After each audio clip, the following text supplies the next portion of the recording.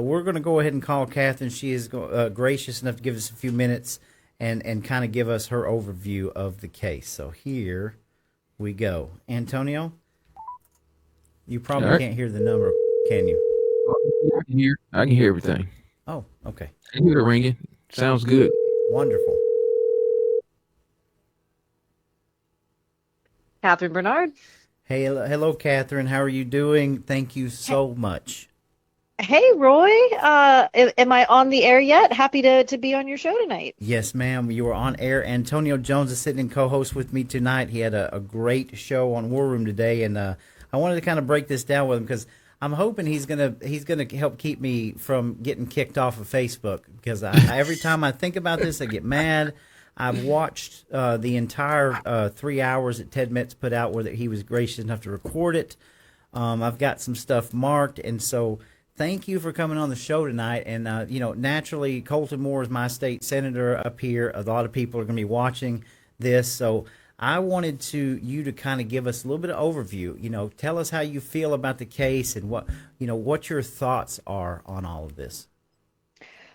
Well, I was actually pretty happy with the quote the AJC ran from me. I'm just disappointed that the person who assaulted Colton Moore down at the state capitol was not held accountable at the warrant application hearing. So we are filing a motion for reconsideration. We are appealing the decision because we don't think the judge applied the law properly. There was absolutely probable cause of battery and potentially other crimes, interference with government property, disruption of Senate and House proceedings. We think that there was ample evidence for probable cause, which is a very low bar, simply in the video that was shown. And what was frustrating for us at the hearing is that the other side was allowed to sort of make the allegation that Colton wasn't allowed to be on the House floor, and we weren't allowed to go into the details showing that actually he had the full legal right to be there, indeed the constitutional obligation, and the people suggesting otherwise are relying on dishonest implications to do that. People say, oh, Colton broke the rules. Oh, Colton didn't pick the right time or place. No, Colton spoke against a piece of legislation when it was brought to the floor. That is what he did.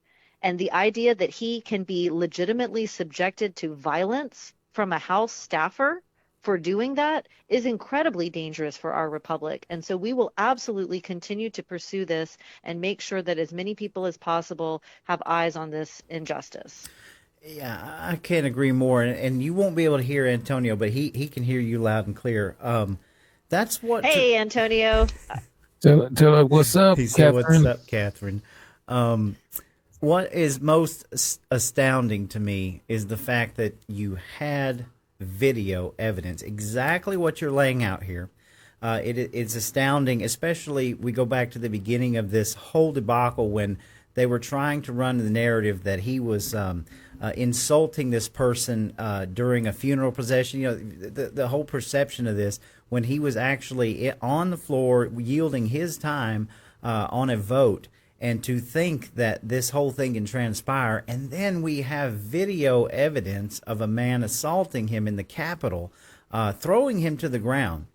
It's astounding to me. Do you think that if this hadn't happened, or if this was in a grocery store, or if it was not a state senator on the Capitol grounds, do you think for a second that a warrant would not be issued for that person? It's hard to imagine that this would have happened without the political overtone, simply if you're just talking about two people on the street. But that was actually one of the concerning things about the way that Keith Williams' defense attorneys treated the case was they actually used the analogy, this is just like someone being criminal trespassed from the QT. So they presented it as sort of a private property situation where Colton was being legitimately barred. And so that's what was so troubling about the decision. Not only is this the people's house to which there are constitutional obligations, but this idea that, again, that Colton was somehow being aggressive or seeking, that there was some kind of back and forth. There was no back and forth. You had one man peacefully seeking to walk into the place he was constitutionally obligated to be, and other people putting their hands on him. Right. 100%. Also, I want to point out a couple things in the case I found interesting, how the complete opening of this case, the opening remarks, comments, had relatively little to do with the fact of what you guys are there. And the judge actually called that out, said, look, what we're dealing with is a warrant to that of in the moment, right? Because they were citing all of these other things. And, that gave me hope watching the video. I mean, I already knew the outcome, that, at least he was going to look at this thing the way that everybody else sees it. I don't think there's any argument here that he was assaulted. Just like you said, the AJC ran with the headline, which we have that. But I'm completely appalled. And I want to mention one other thing. The subpoenas. Can you kind of walk us through how the subpoenas and the quashing of that went? Because I found that most fascinating, the way that played out. I can, but I did want to take one opportunity to go back and note that you're right. The judge did make what seemed like some good calls, especially early on when Keith Williams' defense attorneys were making the argument that he was some sort of agent of the House Speaker who had the authority to even imprison Colton for violation of House rules. Seemed like a bit of a contradiction with what they later argued. But I want to say, Judge Bobby Wolf in Fulton County, there are much worse judges out there. He is a generally very fair-minded guy who actually, he did let us speak more than probably some judges would have. And so while I am disappointed with the outcome, I do want to encourage people who don't spend as much time in Fulton County courts or courts anywhere in Georgia to recognize that as judges go, you can do a lot worse. And that might be a scary prospect, but anybody who has practiced in front of different judges, I got to give a little credit to Judge Wolf, even though I do disagree with his decision. Yeah, especially in Fulton County, I'm sure. And, he even openly admitted that he was the one that signed the obstruction warrant paper. And I felt like he was being fair. But, again, when we go back to the ruling, and it's just a mess. But well, I'm hopeful on our motion for reconsideration. We did have some technical difficulties with playing the full version of the video we wanted to, with the way the courtroom's tech was set up and the lags. So we're gonna have a full copy of that available with the motion for reconsideration. And there was a lot going on. As you mentioned, there were a number of folks there to quash their subpoenas.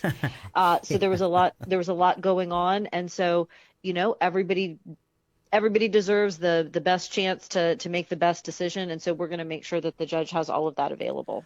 Yes, I want to point out that the motion to quash is, it seems like that each person that was subpoenaed they threw the law book down, every statute they could possibly throw down, only for when you stood up and said, yes, we understand, Judge, but we didn't pick this day, and this happens to be a legislative day where they would be available to come.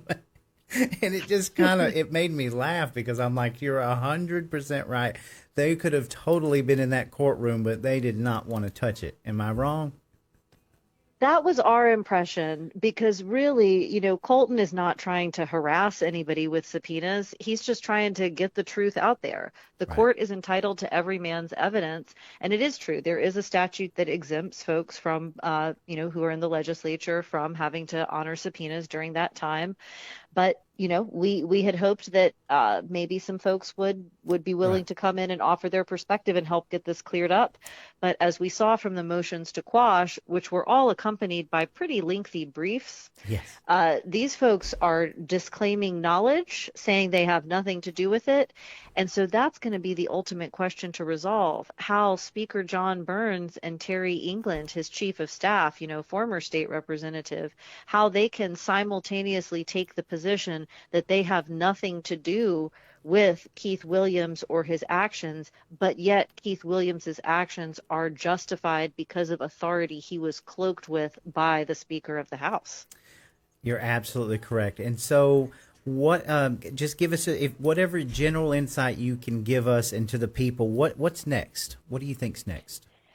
Well, like I said, we are putting forward a motion for reconsideration. I honestly, I was even pleasantly surprised by the reaction we've gotten after last Friday's hearing. We made it on the national news, and I heard from people all over who were really concerned about what this means, that someone can attack someone else in the Capitol and have no accountability in this way. And so, hope springs eternal. Like I said, we want to make sure that the judge has the opportunity to view the full video from all the angles, and so we're going to make sure to make that available to him. In the event that we don't get a reconsideration, we will be appealing up to the Fulton County Superior Court. And, more visibility equals better outcomes. That's why we have courthouses in the middle of town. That's why we have open court where everybody can come and see what's going on.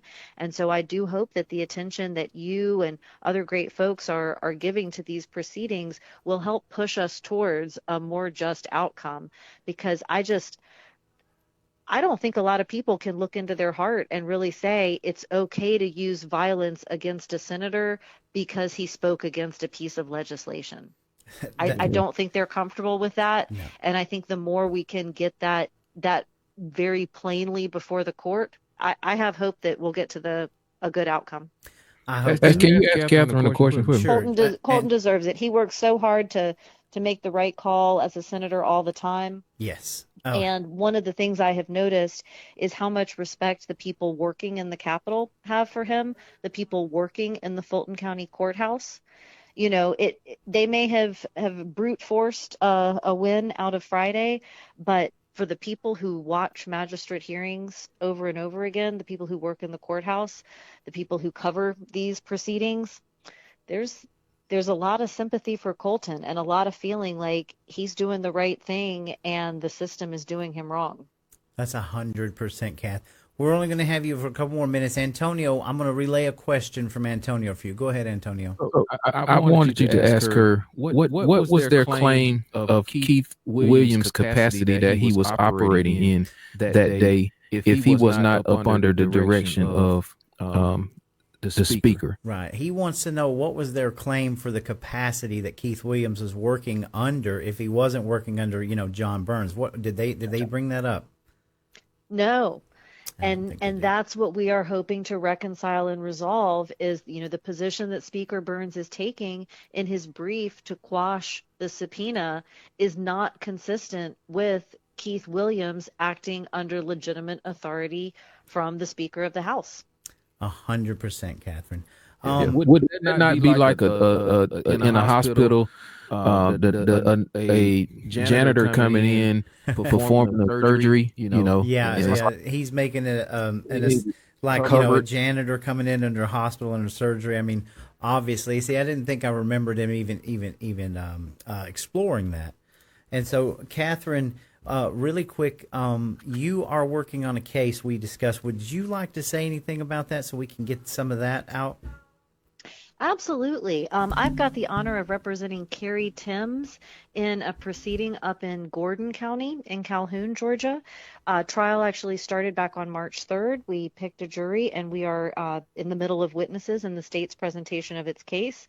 The trial is going to start back on March 24th and go maybe a week and a half past that. And it's a family whose child was taken from them by DFACS after a medical diagnosis. Well, there's a question as to whether it was after the diagnoses that came out with the witness today. But basically, you have people who took their child into the doctor to figure out what was going on with something on his face and ended up getting kicked out of the hospital, and the state kept their baby. Wow. Oh, wow. Mm-hmm. I think I've heard of this case, actually, but... It was covered on 11 Alive. The prosecutor brought that up in jury selection and called it basically propaganda. So, if anyone wants to read the 11 Alive coverage of Carrie Timms and her husband Brady Timms, there's also Rebecca Lindstrom from 11 Alive has done a documentary, Help That Harms, that talks about this disturbing trend in Georgia and other places of these medical diagnoses of child abuse, where parents are just fighting for an explanation of what's going on with their kid, and then find themselves facing, the state seizing custody. Right, the wrath of the state. Well, Catherine, we're definitely. I'm going to be looking into this case, and I just want to tell you how much me and Antonio, all of our viewers, we appreciate you. You are a rock star. We love you. You're doing great work, and always want to support you and the efforts you're doing. And again, on behalf of the 53rd District, we thank you for all the work that you're doing with our state senator. Absolutely. Well, it's important work for the Republic. Really appreciate everything you're doing, Roy and Antonio. Both of y'all are just doing wonders for transparency and accountability. So please keep shining the light on all of these issues, and look forward to talking with y'all again soon. Well, thank you so much. You have a great evening. Take care. You too. Bye-bye. Bye.